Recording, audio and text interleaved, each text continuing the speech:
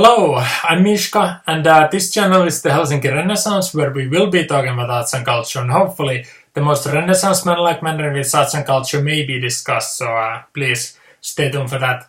Now, I thought that I'd make some sort of a series of videos around the Criterion Collection, which is an American DVD and Blu-ray line or a company that's releasing them, and I was partly motivated to do this by having discovered a YouTube channel run by a Japanese gentleman called Daisuke Beppu, whose channel is not exclusively about the Criterion Collection, but it is rather centered around it.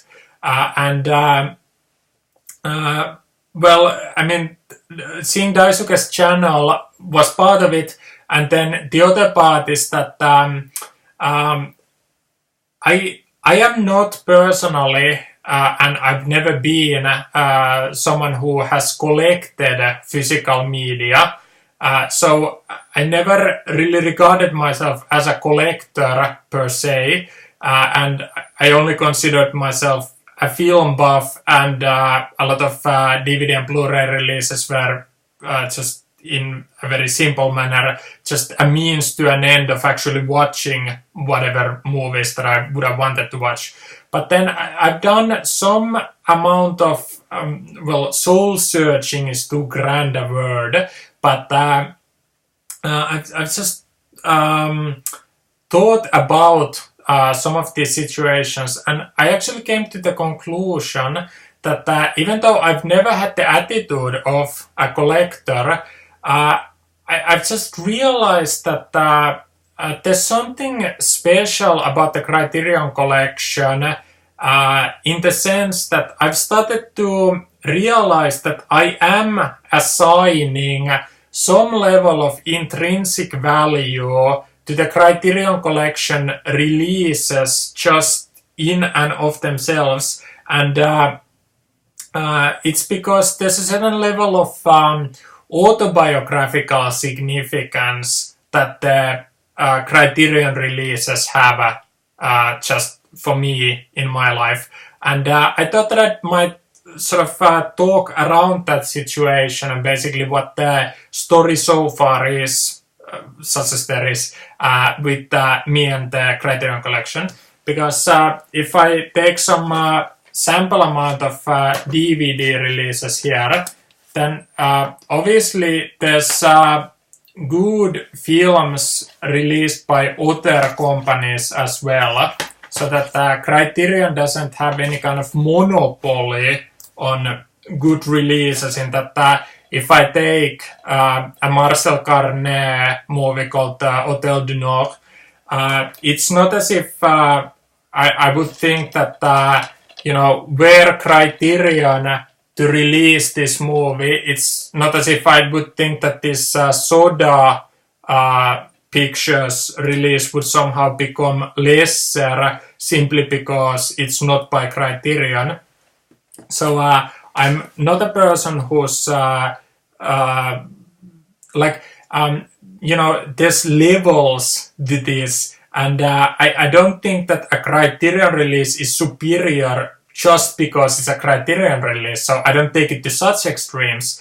But basically, I am trying to explain in the course of this video as to how it is that some Criterion releases have, you know, reached the kind of stage where they do have a certain level of autobiographical significance for me personally, and as such I've started to slightly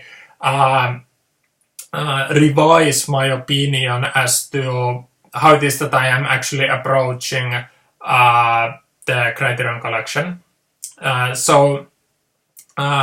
Basically, the first Criterion that I ever had was a Federico Fellini co-directed movie called Variety Lights. I can't remember offhand what the Criterion spine number is, but let's say that it's something like between like 72 to 112, in that kind of range. So basically, if somebody doesn't know, the first Criterion release was a Jean Renoir movie called Grand Illusion, and I believe Seven Samurai by Akira Kurosawa may have been the second spine. Those were released years ago, probably closer to decades ago by now, probably around the year 2000, give or take a few years. And then Criterion has kept releasing DVDs and Blu-rays over the years, obviously, and they've now announced titles up until something like spine number 2010-ish. Sorry, not 2000. 1010.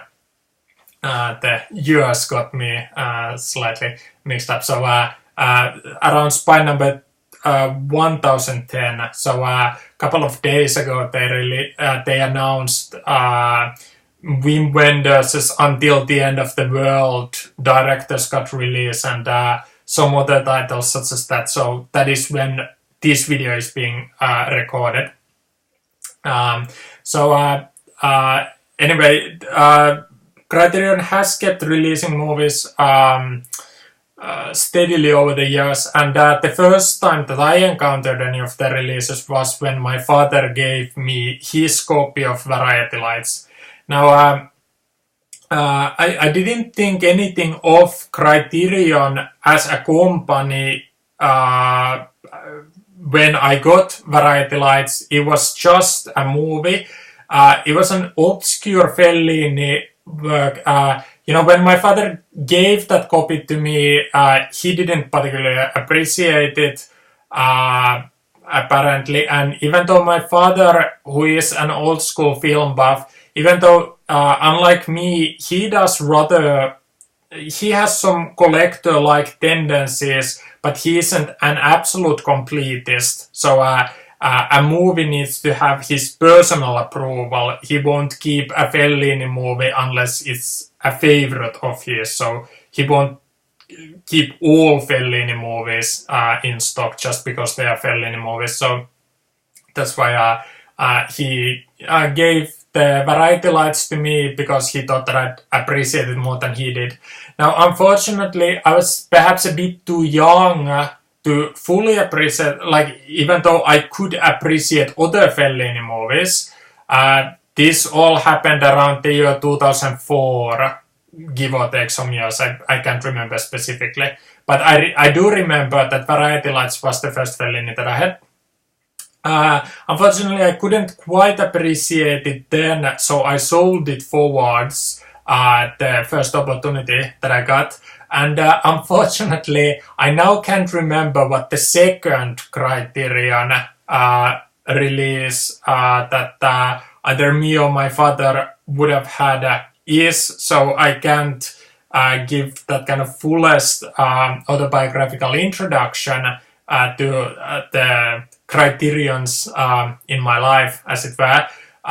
But basically, I started seeing Criterion back then. It was DVDs, sort of in and around the kind of film scene here in Finland, so that certain imports would have been here.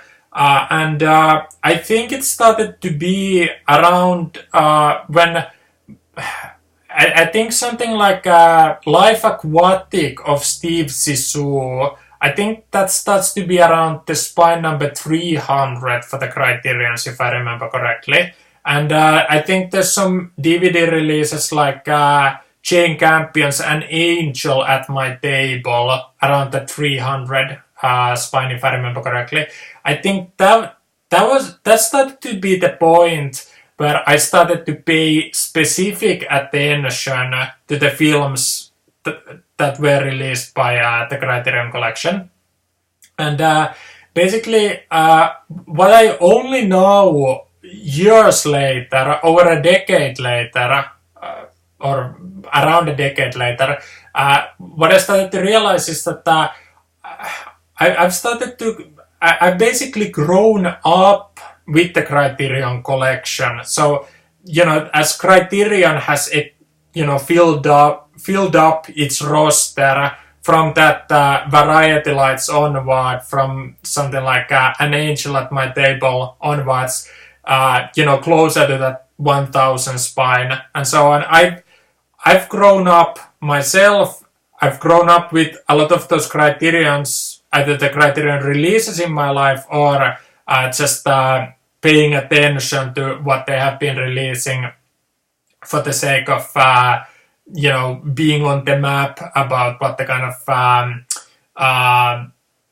of prospects of acquiring certain movies might be. So that for instance, it's just good to know that whether I will buy a given release or not. It's just good to know that something like the Cocker trilogy by Abbas Kiarostami, for example, would be available right now were a person inclined to get it and so on.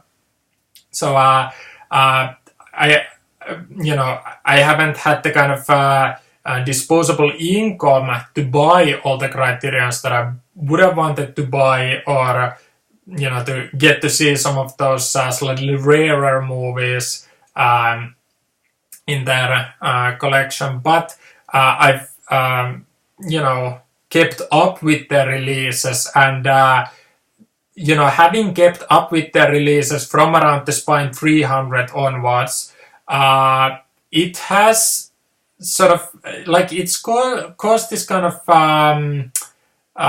entwining of me having grown up as a film fan, and then the Criterion Collection having filled up its roster. So I've only now, years later, realized that I have developed, I'd almost call it more than nostalgia, in that I do have a nostalgia for a set amount of Criterion releases just in and of themselves, but it's just like remembering where I was, the first time that I actually, I think I can. I think I may be able to answer what the second Criterion that I bought was, because I just realized that wait, what's the name of the director? Is it Kihachi Otomo? Did I get that surname right? But anyway, and a samurai movie called The Sword of Doom was definitely one of the first Criterions that I got, because obviously, or I don't know whether it is obvious, but there was no European release of the movie that I can think of. So purely if I wanted the movie on home video, the Criterion release of Sword of Doom was basically the only option. And then I had seen Sword of Doom before I bought the DVD, because there was a series of samurai movies at the local Cinematheque here. So I knew the movie already, but because it was favorite enough, I wanted to rewatch it. Now, unfortunately, it's a very mighty experience seeing it on the big screen, and the home video couldn't quite compete with it. But I started to like that Sword of Doom release. Basically, was the proper beginning of my Criterion story, in that I started associating Criterion with this company that creates these possibilities, that the Finnish DVD releases there's a certain kind of less broad a scope to the kind of domestic releases that are here, so that something like Sword of Doom would be unlikely to get a Finnish release. And then there are some European, I guess mainly British imports that could partially be relied upon, but then Criterion basically became this kind of a more legendary alternative as I started to see that a fair amount of these movies that I couldn't hope to get on local releases, but if I was lucky, there might be possibilities, if I could get the Criterions. So I'm not sure what might be the third and fourth Criterion films that I got, but over the years I started getting quite a lot of the Criterion releases. Now, some of them I still have, and some of them I sold forward when I started. I basically had a DVD and Blu-ray collection either when I was a teenager or in my early 20s. I had a fairly large collection. It was maybe 2 bookshelves, so quantitatively quite a lot of stuff, and even quite a lot of Criterions. Unfortunately, I did basically let go of all of them almost. So because I didn't have the attitude of a collector, and I didn't yet realize just how nostalgic I might get over some of those titles. So I had Criterions like The Third Man, a Digipack DVD. I had The Double Life of Veronica. I had the Hiroshi Teshigahara trilogy.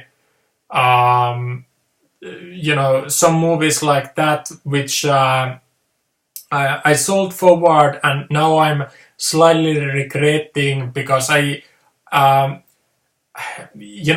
reason why I'm not a collector is because I don't like rewatching movies, and I felt like Double Life of Veronica, Third Man, say The Woman in the Dunes, or some of the Teshigahara movies, because I feel like I very vividly remember them. They left a very indelible mark on me. That's why, because I want to preserve the freshness of that viewing experience, I thought that there might be like 7 to 10 years till the next time that I would want to really watch some of those movies. That's why there was a fair amount of Criterions that I hadn't let go of.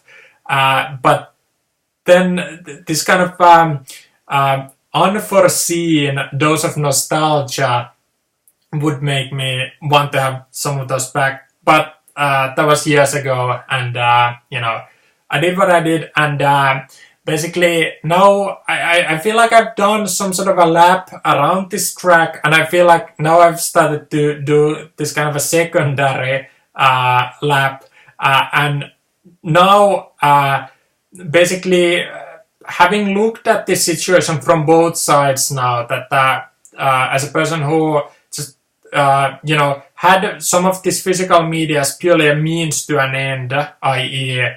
just so I could watch some of those movies, I sold them forwards, and now I don't have some of those, and now I realize that there's something more to some of those Criterion releases, in that just having some of them, it is basically about the movies as such, and some of it is about the extras, but there is a certain je ne sais quoi quality to just some of those releases being Criterions. Like I don't feel that way about any other DVD releaser, in that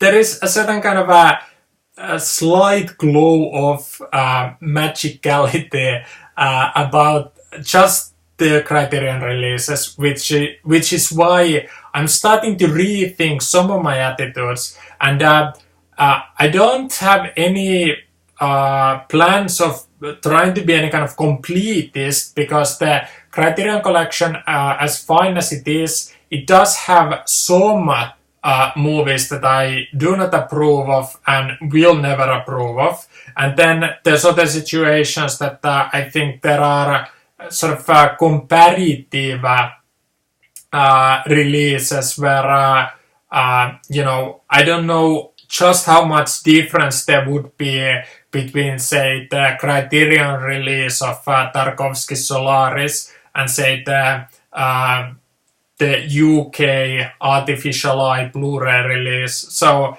with those kinds of situations, the Criterion-ness of Solaris isn't necessarily any kind of added boost as such, but with some of the releases where I do assign autobiographical significance, that's where I have started to rethink the situation and might have this kind of partial collector-like attitude. But anyway, I have had plenty of Criterions through my life. This Senso, for instance, by Luciano Visconti, this is spine number 556.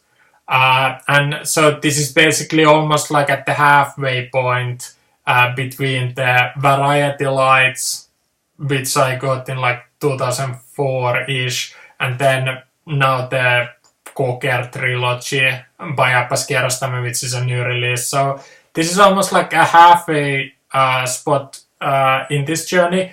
And, when I sold a lot of the Criterions that I had gotten when they were recent, this was one of the few that I saved. And the reason why I saved this was because of autobiographical reasons already. This was like the beginning of like seeing some kind of autobiographical significance with Criterion releases as such. So this is a Region 1 DVD, so I cannot watch it on European players. If somebody would say release Senso on a European Blu-ray, I wouldn't necessarily consider it automatically a superior release, although from a very pragmatic standpoint it obviously would be. But this is kind of a beginning of Criterions just in and of themselves seeming special in my life. And I bought this when this was a brand new release. I can't remember what year it might be. Let's say maybe around 2008, 2009, some year like that. The reason why this seems so significant for me was because the first time that I had seen Senso was my father had taped from television some sort of on a public television here in Finland, they showed Senso, and my father had it on VHS tape. Now, unfortunately, the kind of television that I would have seen, that I would have watched a VHS tape, it was a very small screen and the kind of grainy footage, etc. I think that some people, there are times when people overstate the kind of lack of polish in, say, a VHS tape. In that, I had some VHS, or I have watched some VHS tapes fairly recently through the library movies that have not been released on DVD, and not all VHS tapes are absolutely horrible in quality, but I just happen to remember that when I got Senso, it felt like seeing the film for the first time properly with this kind of Criterion release, and that it just seemed like there was kind of a fuller life to the film in this release, and I just kept this as kind of a personal reminder that some of those, 1990s or early 2000s experiences, some of those were very, pale shadows of the kind of glorious originals. So, again, I can't entirely feel the gaps between the criterions that I would have had between Sword of Doom and Zen. So some of that has been kind of lost in the fog of memories. But if the first two that seem somehow of greater significance are Sword of Doom and Zen, so I sort of contrast the Sword of Doom less favorably to the film-going experience, but I contrasted this far more favorably to the other home video viewing options. So that's why this is one of the early criterions that I had that I said.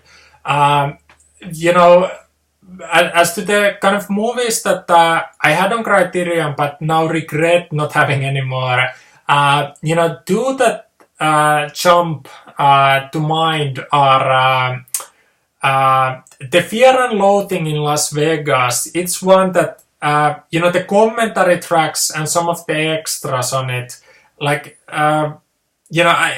it's weird saying it because I do greatly like Terry Gilliam's Fear and Loathing in Las Vegas. I greatly like the movie, but it's not among the very biggest personal favorites. But like it is almost the Criterion release that I most miss because sometimes just watching the movies with commentary tracks or something, it's just I don't know, it just keeps my love for cinema alive in from such a different angle than watching the movies in their normal form. It's not quite the same thing. So Fear and Loathing in Las Vegas is one of the number one criterions that I have had that I most miss. And the David Cronenberg Videodrome, that's one that I recently saw an Arrow European Blu-ray release that as far as the content goes, the Arrow is seeming like it's either equally good or even marginally better. But I do miss that kind of pseudo VHS tape Criterion. I had it for some years and then I just let go of it because again I feel like the experience of having seen the movie, like it's still fresh in my mind enough that I don't need to rewatch it, but I do need that nostalgia for that particular release. Now, it's a very specific kind of a film buff that can sympathize with that attitude, but this series of videos is apparently for those kinds of film buffs. Now, here's some Criterion releases that don't really have anything to do with one another. So there's this kind of great degree of randomness to these releases that are here. Some of these are personal favorites. Some of these are releases that I consider even greatly special. And others are ones that I am semi-indifferent towards them as far as kind of a personal attitude of either the release as such or the movie as such, but I just happen to have bought some of these at some specific point. So you know, this. I mean, these aren't all of the criterions that I had. It's just some that I'll show in this kind of introductory video. And you know, like Band of Outsiders by Jean-Luc Godard, it's not my favorite Godard movie. It's not my favorite Godard Criterion movie. Why is it that this is the only Godard film that I have? I can't answer this. A certain kind of state of randomness as to which criterions did I save, which did I let go of. But you know, if here is the Ko Nakahira Japanese, whether this is Japanese New Wave or kind of proto New Wave is perhaps a bit debatable, but a movie called Crazed Fruit. Now, this movie is kind of an accidental, good standard bearer for criterions in my life, is because I am not the biggest fan of the movie, although I do consider it having some kind of value in that there's a certain kind. This is a movie that is a very good representative of the so-called little themes idea proposed by Claude Chabrol, in that, you know, Hollywood likes to tackle these kind of huge themes that have a very seismic impact to history and humanity and so on. But Chabrol thought that there was something borderline corny about this kind of emblematic, you know, gravitation around the big theme. And Chabrol thought that there was a greater dignity to the movies that accepted little themes, and there was somehow a greater humanity in the characters of the movies of the little themes. So, you know, audiences, they can agree or disagree with Chabrol, but in as much as anyone is interested in the movies of the little themes, something like Crazed Fruit is a fairly good standard bearer of something like that. But even though there's something about the movie that I appreciate, it's basically the Donald Ritchie commentary track. Like, you know, there's multiple kinds of film buffs. I am the kind that I absolutely love the commentary tracks on Criterions. I prefer commentary tracks that have film historians or critics or professors or something, like people with some kind of distance to the project. In that I feel like they have kind of a freer attitude towards the whole thing. That's not to say that I don't appreciate, say, actor commentary tracks or director commentary tracks or cinematographer or whatever the case may be. I just think that it's maybe I find it easier to gravitate towards, say, historian or critic or whatever the case may be, type commentary tracks. And you know, Donald Ritchie ones are something that are personal favorites. You know, two criterions that I have had and I deeply regret not having them anymore, both have Donald Ritchie commentary tracks. I had the release of Floating Weeds, which had the silent film with Donald Ritchie commentary track, and then the glorious color film with Roger Ebert commentary track. Like, that is one of the criterions. Like, when I've seen some of the Daisuke Beppo videos, and he has two, like, in his bookshelf, like, in the behind, there's like two floating weed boxes. It's kind of an exquisite pang of very slight remorse that I had the floating weeds and don't have it anymore, because like the Roger Ebert commentary track, it's just like,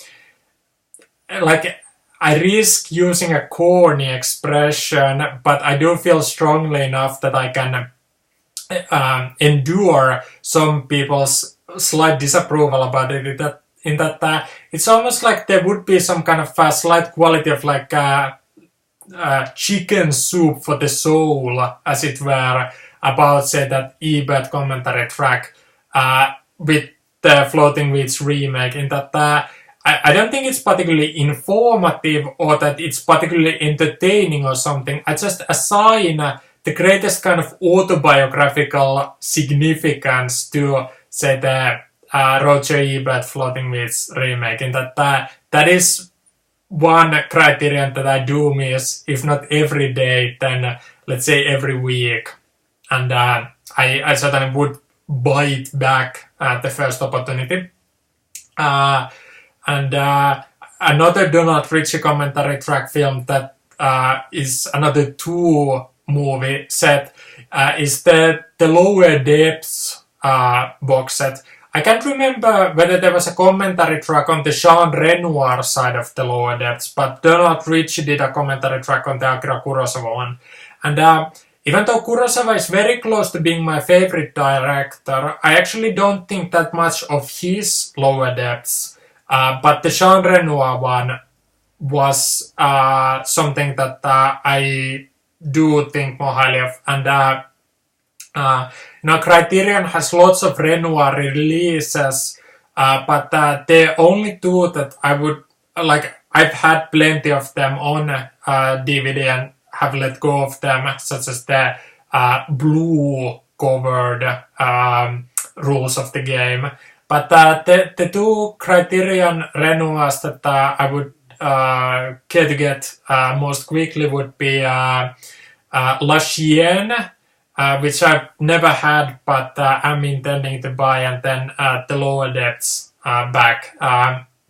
Now, there are some other Renoirs, such as Voodoo, Saved from Drowning, that I think is a very fine movie. I just don't assign any kind of importance to the Criterionness in and of themselves. My father has Voodoo on Blu-ray, so that's why there isn't any kind of urgency to get another copy or to get a DVD copy or something. But anyway, so I don't want to go much longer for this video, because this is just meant to be kind of a general introduction. Now I think that I hit some of the ticked some of the boxes that talking about some of my personal views and some of my history when it comes to the Criterion Collection. And I think that I might wrap up this video. Now I might do some more specific Criterion catch-up videos, if I'll title the series like that, about, say, what some of my personal favorites are, what some of the films that I might wish were in the collection, etc. But perhaps this is it for the introduction. And if anyone wants to have any kind of conversation in the comment section, I would be more than happy to participate, of course. But I think this is probably it for this video, and I'll do a Finnish films in the Criterion Collection centric video right after this one. But anyway, that's all for this video. I thank everyone for watching, and if you like this video, I hope you'll consider liking some earlier videos on this channel as well. But anyway, that's all for now. Thanks for watching. Bye bye.